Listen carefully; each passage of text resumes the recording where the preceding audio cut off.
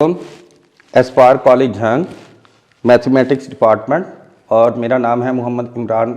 और इधर हम आज जो लेक्चर स्टार्ट कर रहे हैं मैथमेटिक्स का, उसमें सबसे पहले हम क्वाड्रेटिक इक्वेशन का जो टॉपिक है उसको डिस्कस करेंगे और एक्सरसाइज 4.1 और इसके रेलिवेंट जो हमारा टॉपिक है उसको स्टार्ट करने से पहले हम क्वाड्रेटिक इक्वेशन का थोड़ा सा इंट्रोडक्शन जो है वो करने लगे हैं। इसको ज़रा आप गौर से देखिएगा। ax² plus bx plus c is equal to 0। तो ये एक सेकेंड डिग्री पोलिनोमियल इक्वेशन है। इसमें लीडिंग टर्म जो है वो x² है, क्लियर। और x² का जो कोफिशिएंट है वो क्या है, a है। और a की कंडीशन होगी a कभी 0 नहीं हो सकता, क्योंकि उसके रीज़न क्या है कि अगर a 0 हो जाए तो ये टर्म जो होगी वो यहाँ से एलिमिनेट हो जाएगी और बाकी जो है हमारे पास वो जस्ट लीनियर इक्वेशन रह जाएगी जिसमें x की डिग्री जो है वो 1 रह जाएगी। इस वजह से इसकी ये कंडीशन कंपलसरी है कि a कभी भी 0 नहीं हो सकता। तो ax² plus bx plus c is equal to 0। और इसके अलावा a b c ये एनी रियल नंबर्स हैं, ठीक है। और आपको पता है कि जब कोई भी कांस्टेंट जो होता है वो वेरिएबल के साथ मल्टीप्लाई होता है तो उस वक्त वो उसका कोफिशिएंट कंसीडर होता है। तो इस वक्त a और b ये कोफिशिएंट्स कहलाएंगे। a जो है वो x² का कोफिशिएंट कहलाएगा और जो b है वो x का कोफिशिएंट कहलाएगा और c इस वक्त जस्ट क्या कहलाएगा, कांस्टेंट ही कहलाएगा, क्योंकि ये किसी वेरिएबल का इस वक्त कोफिशिएंट नहीं है। और ये क्वाड्रेटिक इक्वेशन जो हमने लिखी है इसको सॉल्व करने के आपको पता है कि कितने मेथड होते हैं, 3 मेथड होते हैं। और कौन कौन से, पहले फैक्टराइजेशन और उसके बाद नेक्स्ट जो है वो कंप्लीटिंग स्क्वायर और उसके बाद क्या है, बाय यूजिंग क्वाड्रेटिक फार्मूला। तो हम उसको 1 बाय 1 सबसे पहले फैक्टराइजेशन की तरफ चलते हैं। और फैक्टराइजेशन में 4.1 में जो हमारे पास फर्स्ट क्वेश्चन है उसको देखते हैं। x² plus 7x plus 12 is equal to 0। इसमें बेटा सबसे पहले आपने देखना है क्या ये स्टैंडर्ड फॉर्म में है। अब स्टैंडर्ड फॉर्म में कैसे होती है इक्वेशन कि पहले पॉलिनोमियल जो है सेकंड डिग्री वो डिसेंडिंग ऑर्डर में लिखी गई हो, पहले x² की वैल्यू हो, फिर x की हो और फिर कांस्टेंट टर्म हो, क्लियर। तो इस वक्त ये स्टैंडर्ड फॉर्म में लिखी हुई है तो हम लिखेंगे कि ये x² plus 7x plus 12 is equal to 0 इस वक्त स्टैंडर्ड फॉर्म में लिखी हुई है। अब सबसे पहले हम क्या करेंगे, आपको पता है कि जो x² का कोफिशिएंट होता है वो इस वक्त कितना है, 1 है। तो कोफिशिएंट जो 1 है इस वक्त वो मल्टीप्लाई किससे होता है, 12 से। और 1 मल्टीप्लाई 12 तो हमारे पास क्या प्रोडक्ट आता है, 12। तो हमने फिर 12 के फैक्टर्स बनाने होते हैं। तो जब 12 के ये प्राइम फैक्टराइजेशन से आप बना सकते हो तो 12 के फैक्टर्स कैसे बनते हैं, सबसे पहले इसको 2 पर चेक कर लो। तो 2 और ये 6 फिर ये 3। तो इसमें फर्स्ट हमारे पास पेयर ऑफ फैक्टर कौन सा हुआ, 2 मल्टीप्लाई 6 और इसके साथ साथ नेक्स्ट इन दोनों को मल्टीप्लाई करो तो ये कितना आ गया, 4 मल्टीप्लाई 3 और नेक्स्ट क्या आ गया, 12 मल्टीप्लाई 1, अगर इन तीनों को एट ए टाइम मल्टीप्लाई करो। और आपको पता है कि बेटा कौन सा सिलेक्ट करना होता है हमने कि जो दोनों कंडीशन को फुलफिल करे, कि उन दोनों को मल्टीप्लाई करें तो 12 आ जाए और अगर उनको ऐड करेंगे इस वक्त तो वो कितना आना चाहिए, 7 आना चाहिए। तो इस वक्त कौन सी वो कंडीशन फुलफिल कर रही है, 4 और 3 की। तो हमने ये दो जो कोफिशिएंट्स बनेंगे x के, दो फैक्टर्स 4 और 3, ये हमने सिलेक्ट कर लिए क्योंकि हमें रिक्वायर्ड कितना रिजल्ट चाहिए, 7x चाहिए। इस वजह से हमने इसको क्या ब्रेक किया, 7x को 4x प्लस 3x में, क्योंकि इनको मल्टीप्लाई करेंगे तो हमारे पास 12x² बन जाएगा और इनको ऐड करेंगे तो मिडल टर्म बन जाएगी 7x। उसके बाद बिल्कुल सिंपल जैसे आप पहले पिछली क्लासेस में करते आ रहे हैं, इन दोनों में से क्या कॉमन है, x कॉमन है। तो x² में से जब x कॉमन लिया तो उसकी पावर एक कम हो जाएगी और वो क्या रह जाएगा, ओनली x रह जाएगा। और इसमें से जब x कॉमन लिया तो जस्ट क्या रहा, 4। और इसके बाद इन दोनों में से क्या कॉमन आ रहा है, 3 आ रहा है, क्योंकि 12 इसका मल्टीपल है इसलिए खुद 3 फैक्टर है। तो 3 जब कॉमन आया तो फिर ये x रहा और 12 को जब 3 पर डिवाइड किया तो फिर रिमेनिंग 4 वैल्यू आ जाएगी। और यहां से हमें सेटिस्फैक्शन कैसे होती है, आपको पता है कि ये फैक्टर्स जो हैं बिल्कुल क्या आने चाहिए हमारे, सेम। तो x+4 और x+4 बिल्कुल सेम है, इससे हमें सेटिस्फैक्शन हो गई है, हमारा जो प्रीवियस वर्क है वो बिल्कुल ठीक है। तो इसमें फिर x+4 जो बोथ टर्म में कॉमन है उसको लिखा, और जो बाहर हमने कॉमन लिए थे x+3 उनको भी लिखा। और ये दोनों फैक्टर जो हैं वो किसके इक्वल है, 0 के इक्वल है। तो जब दोनों का प्रोडक्ट 0 के इक्वल है, इसका मतलब क्या हुआ कि या तो पहले वाला 0 के इक्वल है और या फिर वो सेकेंड फैक्टर 0 के इक्वल है। अगर उसको पहले को कंसीडर करें 0 के इक्वल तो x यहां से क्या आ जाएगा -3, और इधर से x क्या आ जाएगा -4। तो इधर हमारे पास सोल्यूशन सेट फिर क्या हो गया, या तो x -3 है और या फिर x -4 है, और ये हमारा सोल्यूशन सेट है। और ये जो आंसर आए हैं इनको इस इक्वेशन के रूट्स भी कहा जाता है, ठीक हो गया। और इसके अलावा इनका नाम एक और है, वो है जीरोज, ये इस इक्वेशन की जीरोज भी हैं, ठीक हो गया। तो ये हमारा आंसर जो है वो कंप्लीट हो गया। और याद रखना कि क्वाड्रेटिक इक्वेशन क्योंकि सेकंड डिग्री इक्वेशन होती है, इसलिए हमारे पास रूट्स भी कितने आएंगे, 2 ही आएंगे। क्लियर, चलें इसको नोट कर लें। और इसके बाद नेक्स्ट हमारा बहुत इंपॉर्टेंट क्वेश्चन है, क्वेश्चन नंबर 8 क्वेश्चन में बेटा थोड़ा सा उसने ट्रिकी काम किया है कि कुछ वैल्यूज ऐसे दिए कि अगर उनको हम डायरेक्ट करेंगे तो एलसीएम लेंगे, मींस के स्टूडेंट का माइंड जाएगा इनका एलसीएम ले लिया जाए यहीं पर। तो ये इतना कॉम्प्लिकेटेड हो जाता है क्वेश्चन और कॉम्प्लेक्स हो जाता है कि फिर स्टूडेंट्स इसको सॉल्व करना तकरीबन मुश्किल ही नहीं बल्कि उनके लिए नामुमकिन हो जाता है। तो इसके लिए आपने ये बहुत ज्यादा इस चीज को फोकस रखना है कि इसका मेथड जो है वो अपने माइंड में रखना है। तो उसके लिए जब इसको आपने सॉल्व करने हैं तो बेटा इसमें देखें राइट साइड पर a+b जो लिखा हुआ है, आप पहले उसको किधर लेकर आओ, लेफ्ट साइड पर। तो लेफ्ट साइड पर आने से वो दोनों किसके हो गए, माइनस के। अब वेरी वेरी इंपॉर्टेंट जो इसमें वर्क है वो क्या होगा, जो बेटा b वाली वैल्यूज है, जो -b इस वक्त लिखा हुआ है, उसको आपने फर्स्ट के साथ अटैच करना है, a वाली वैल्यूज के साथ। और जो सेकंड है -a, तो वो उसको आपने ऐसे ही इसके साथ जो सेकंड इसका फ्रैक्शन टर्म थी उसके साथ अटैच कर लेना है। और b मींस के इसको स्टैंडर्ड रखने के लिए b के नीचे क्या लगा दिया, 1 लगा दिया, ताकि नेक्स्ट टाइम में हम इसको एलसीएम ले सके। तो बेटा ax -1 और इधर 1 का एलसीएम क्या आ जाएगा, ax -1 फिर आपको पता है ये कैंसल आउट हुआ एलसीएम से, तो जो 1 है वो a से मल्टीप्लाई होकर a एज इट इज आ जाएगा। और फिर एलसीएम को इस पर डिवाइड किया जाए तो ax -1 आंसर जो आएगा वो b से मल्टीप्लाई हो जाएगा और मींस के -b इंटू दिस एलसीएम आ जाएगा।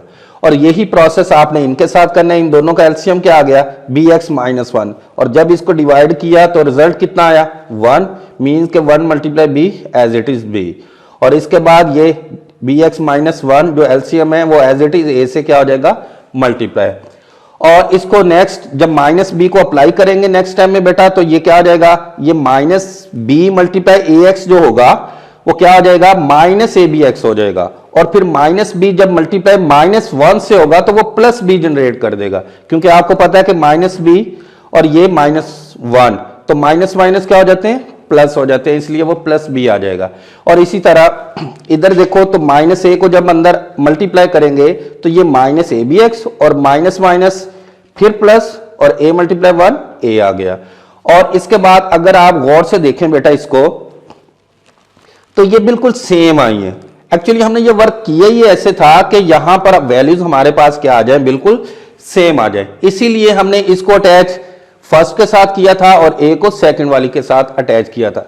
देखो गौर करो, ए बी प्लस का और बी बी प्लस का, इधर भी ए प्लस का और बी बी प्लस का, और इसके अलावा -abx और -abx, मींस के जो यहां पर लिखा हुआ है वही चीज यहां पर लिखी हुई है। तो इसके बाद फिर इसका मतलब क्या हुआ कि ये हम इसमें से कॉमन ले सकते हैं। तो हमने ये a + b - abx जब कॉमन लिया तो ये तो सारे चीज बाहर चले गई, तो इसकी जगह जस्ट क्या रहा, 1 रहा, और नीचे फैक्टर क्या है, ax - 1, और मीन y अगर इसमें ये सारी वैल्यूज तो कॉमन जो बाहर चले गई थी तो इसकी जगह जस्ट 1 रहा। और इसके बाद नेक्स्ट इन दोनों का बेटा एलसीएम लिया, तो एलसीएम में ये भी फैक्टर आ गया और ये भी फैक्टर आ गया। अब जब एलसीएम में ये फैक्टर्स आ गए तो आपको पता है कि फिर जब इसको एलसीएम से डिवाइड किया तो ये इससे कैंसिल आउट और रिमेनिंग फैक्टर 1 से मल्टीप्लाई होकर एज इट इज आ गया, और फिर bx इससे डिवाइड करने से कैंसिल आउट हो गया और ax माइनस 1 से मल्टीप्लाई होकर एज इट इज आ गया। इसको फर्दर आगे प्रोसीड करते हैं तो ये देखें कि ये अरेंज कर लें ax और ये bx, और -1 और -1 मिलकर क्या हो जाएंगे, -2 हो जाएंगे। और इसके बाद नेक्स्ट बेटा आपको पता है कि इनको ये मल्टीप्लाई करने की अब जरूरत इधर तो है ही नहीं, क्योंकि इन दोनों ने जाकर मल्टीप्लाई हो जाना है किससे, 0 से, तो ये मींस के मल्टीप्लाई उधर जाएंगे तो 0 से मल्टीप्लाई होकर 0 जनरेट कर देंगे। और इसके बाद नेक्स्ट हमारे दो फैक्टर्स बन गए ये, और इन दोनों फैक्टर्स का जो प्रोडक्ट है वो किसके इक्वल है 0 के इक्वल है।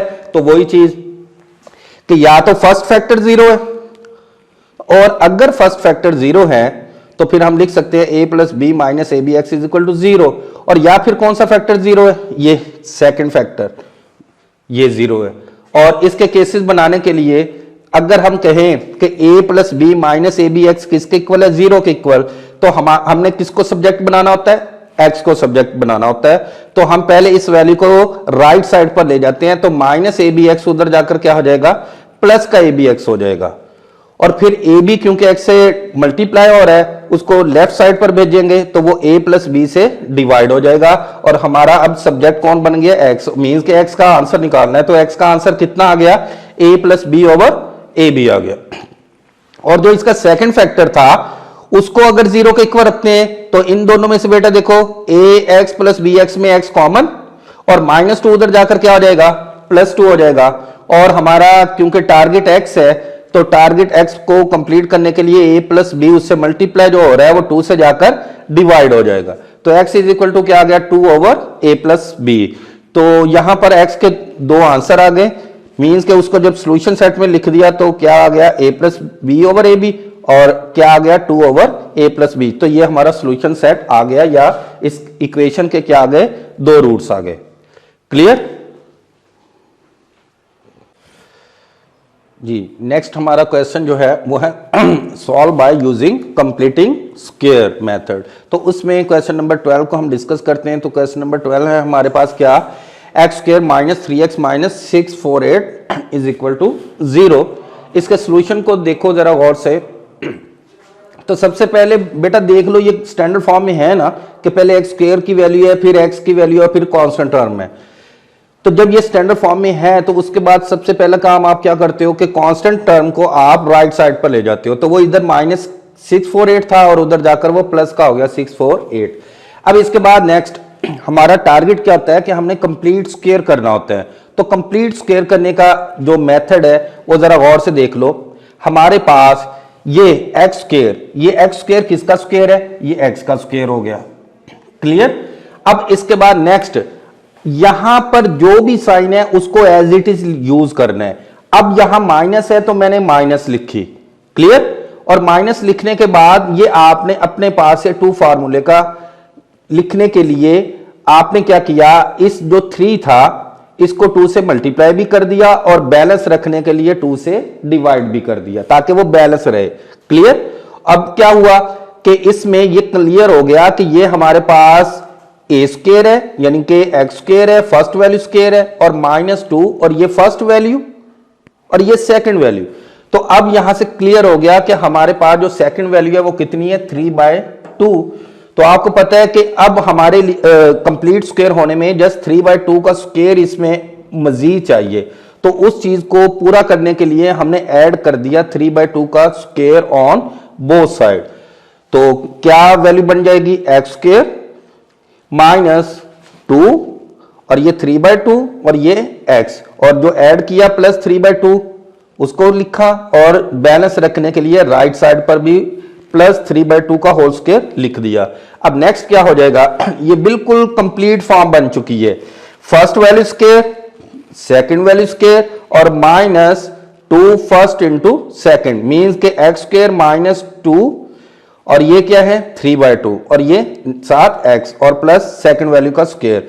तो ये कंप्लीट स्क्वायर किसका हुआ, फर्स्ट वैल्यू इसमें क्या है x और इसमें सेकंड वैल्यू कौन है 3/2, और प्रोडक्ट साइन हमें बताता है कि वो प्लस का स्क्वायर होगा या माइनस का। ये याद रखना, आपको पता है कि जब आप स्क्वायर को कंप्लीट कर ओपन करते हो, तो जब स्क्वायर को ओपन करते हो तो यहां से हमें कोई आइडियाज नहीं होता कि ये प्लस का स्क्वायर ओपन हुआ है या माइनस का। वो हमें ये वाला साइन बताता है। अगर तो वो प्लस का है 2ab तो वो प्लस का होगा, और अगर वो किसका हुआ माइनस का ये, तो फिर वो माइनस का होल स्क्वायर कंप्लीट होता है। क्योंकि प्रोडक्ट साइन के साथ माइनस है इसलिए ये माइनस का होल स्क्वायर कंप्लीट हो गया। और राइट साइड को देखते हैं, राइट साइड क्या बन गई, ये 648 प्लस 3 स्क्वायर 9 डिवाइडेड बाय 4। और फिर एलसीएम लिया इसका, तो एलसीएम लेने के लिए आपको पता है इसके नीचे तो 1 ही कंसीडर होगा, तो 4 और 1 का एलसीएम 4 आया, और 1 को डिवाइड किया 4 से, मीन 4 को फिर मल्टीप्लाई कर दिया नोमिनेटर से, तो रिजल्ट कितना आ गया 2592, और 4 4 से कैंसिल होकर 1 आया, 1 मल्टीप्लाई 9 9। अब इसके बाद इसको क्या किया, एडिशन की, तो ये आया 2601 डिवाइडेड बाय 4 स्क्वायर रूट। और आपको पता है फिर taking square root on both side, तो ये स्क्वायर रूट से कैंसिल आउट हो गया, और इसका रिजल्ट तो आ गया x माइनस 3/2 और इज इक्वल टू, ये किसका स्क्वायर है, ये 51 का स्क्वायर है, और 4 किसका स्क्वायर है 2 का। और आपको पता है जब स्क्वायर रूट लिया जाए तो साथ क्या एडिशन की जाती है प्लस माइनस की, तो साथ प्लस माइनस हमने मेंशन कर दिया। और इसके बाद इसके कितने केस हो जाएंगे 2, एक प्लस 51/2 हो जाएगा और एक माइनस 51/2। तो एक दफा लेफ्ट साइड को किसके इक्वल रखा, प्लस के 51/2 को के इक्वल, और एक दफा लेफ्ट साइड को किसके इक्वल रखा, माइनस 51/2 को। इसको मजीद सॉल्व करने के लिए ये जो माइनस 3/2 था ये उधर जाकर प्लस का हो गया, और यहां पर इनका एलसीएम लिया, और एलसीएम लेने के बाद रिजल्ट कितना आ गया 27, और इधर ये माइनस 3/2 उधर जाकर फिर प्लस का हुआ, और इनका एलसीएम लिया तो रिजल्ट कितना आ गया x is equal to minus 24। तो ये हमने x के जो आंसर निकाले हैं उसका सोल्यूशन सेट लिख दिया, कौन कौन से आंसर आए, माइनस 24 और 27। तो ये इस तरह हमारा क्वेश्चन क्या हो गया, कंप्लीट हो गया जी। नेक्स्ट क्वेश्चन हमारा क्वेश्चन नंबर 19 है, जो कि हमने सॉल्व करना है बाय क्वाड्रेटिक फार्मूला। तो उसके लिए स्टेटमेंट देख लें, x minus a into x minus b plus x minus b into x minus c plus x minus c into x minus a is equal to 0 जी। इसके solution में सबसे पहले हमारा टारगेट है हम इसको स्टैंडर्ड फॉर्म में तो बनाए।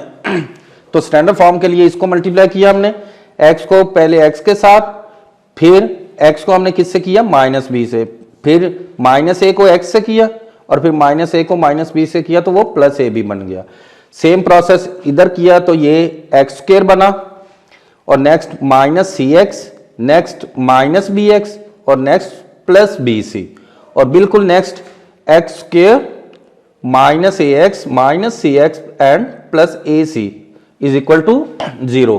और फिर उसके बाद हमने क्या किया, हमने इनको जो लाइक टर्म्स थी स्क्वायर वाली उनको पहले लिखा कि ये एक्स स्क्वायर आ गई, और ये भी एक्स स्क्वायर, और ये एक्स स्क्वायर, तो ये हमारे पास कितने हो गए 3x स्क्वायर हो गए।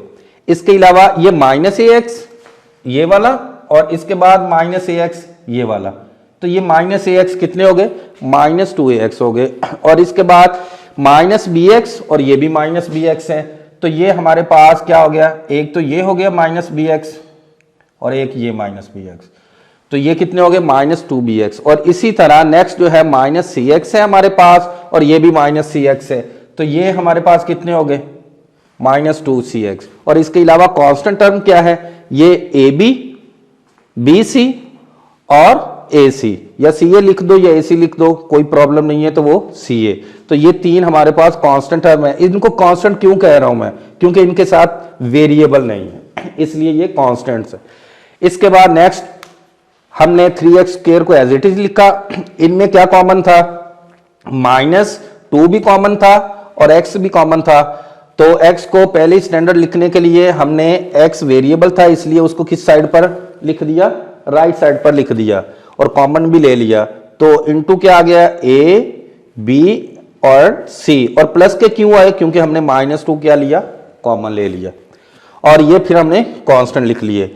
अच्छा, वेरी वेरी वेरी इंपॉर्टेंट बेटा, क्योंकि आम रूटीन में हमारे पास जो इक्वेशन होती है उसमें ये स्मॉल अल्फाबेट्स जो कि कांस्टेंट होते हैं वो इन्वॉल्व नहीं होते, इसलिए हम क्वाड्रेटिक फार्मूला को मोस्टली आपको पता होगा कैसे लिखते हैं, a is equal to 3, b is equal to this and c is equal to this. But क्योंकि अगर स्मॉल लेटर्स इन्वॉल्व हों तो आपने इसको या तो प्राइम्स कहना है ताकि डिफरेंट रहे, या फिर आप क्या कहो, इनको डिफरेंट रखने के लिए इनको कैपिटल लेटर से लेट कर लो कि ये a इज इक्वल टू 3 है और capital B is equal to, क्योंकि इसमें स्मॉल a b भी है तो इसको तो मैं अब लेट तो नहीं ना कर सकता स्मॉल b के साथ, तो आप कैपिटल से करना है, capital A capital B capital C।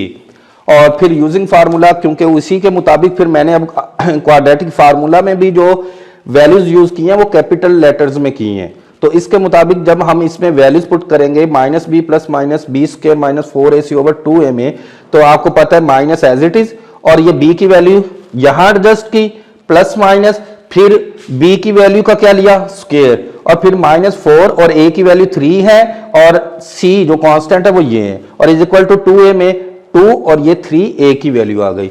इसको अब सिंप्लीफाई करेंगे तो सिंप्लीफाई बहुत इजी है बेटा, ये माइनस इस पर माइनस को अप्लाई करके प्लस कर देगा तो ये 2 into a plus B plus c आ गया। Next plus minus square root में क्या होगा 4 कैसे आया, ये देखो बेटा माइनस का भी स्क्वायर है तो वो प्लस हो जाएगा और 2 का स्क्वायर कितना हो गया 4, और फिर ये 3 वैल्यूज हैं a plus B plus C, इनका फार्मूला कैसे ओपन होता है, A square plus B square plus C square plus 2ab 2bc plus 2ca, और इसके बाद माइनस, और ये 4 जो है इसको मैंने अंदर मल्टीप्लाई नहीं किया क्योंकि मेरे माइंड में है कि मैं पहले वाला भी 4 है और ये भी 4 है, इनको कॉमन ले लेंगे, इस वजह से मैंने 3 को जस्ट अंदर क्या कर दिया मल्टीप्लाई कर दिया, तो ये वैल्यूज कितनी आ जाएंगी, ये 3ab 3bc और ये 3ca जो कि यहां लिखा हुआ है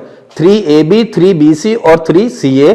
फिर बता रहा हूं कि मैंने 4 को मल्टीप्लाई नहीं किया क्योंकि मैंने 4 को इस 4 के बिहार पर दोनों में से कॉमन ले लेना है, इसलिए सिंप्लीफिकेशन के लिए मैंने जस्ट 3 को अंदर मल्टीप्लाई कर दिया। अब ये देखो बेटा इस पूरी वैल्यूज में भी 4 है और इस पूरी वैल्यूज के भी स्टार्ट में 4 है, तो मैंने 4 स्क्वायर रूट कॉमन ली।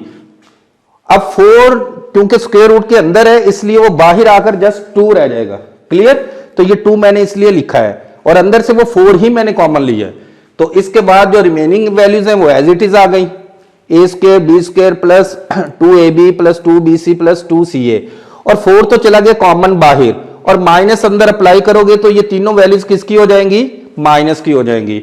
और इसके बाद बेटा ओवरऑल अभी ना 2 को 6 से कैंसिल कर देना क्योंकि 6 का लिंक पूरे के साथ है जबकि 2 का लिंक जस्ट इस वैल्यू के साथ है, तो बेटा आपने इस पूरे में से 2 कॉमन लिया, तो ये जब 2 कॉमन आया तो जस्ट ये वैल्यू रह गई, और फिर इस पूरे में से भी 2 ये जो बाहर खड़ा है इसको भी कॉमन लिया, तो कॉमन लेने के बाद ये एज इट इज वैल्यू आ गई, और डिवाइडेड बाय क्या है 6। हाँ अब जब कंप्लीट 2 कॉमन आया वो 2 6 से कैंसिल आउट हुआ और वो आंसर कितना आया 3, और ये बाकी एज इट इज।